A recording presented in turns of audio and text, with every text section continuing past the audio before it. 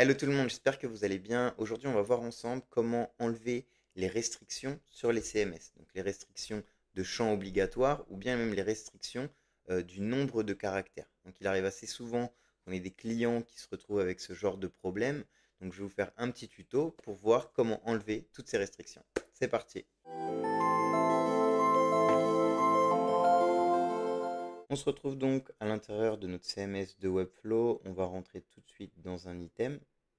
Et donc, ce qui peut vous arriver assez fréquemment, c'est que par exemple, quand vous mettez ici sur titre de l'article, quand on commence à écrire dedans, on se retrouve à un moment où plus rien n'est pris en compte. Donc, on peut voir ici qu'on a un petit message qui nous informe que on approche donc de la limite de 50 caractères.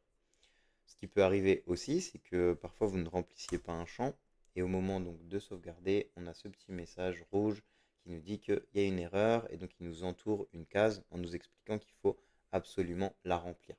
Donc on va voir comment enlever ces petits messages-là et ces petites restrictions. Donc je vais ressortir d'ici sans sauvegarder.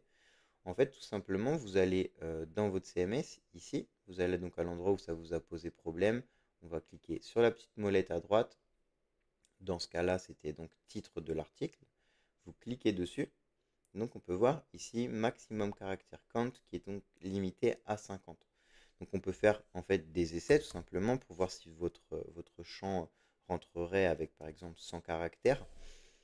Ou alors tout simplement vous pouvez aussi enlever carrément la limite. Donc c'est toujours pas mal parfois de garder une certaine limite parce que ça peut casser aussi le rendu dans votre design.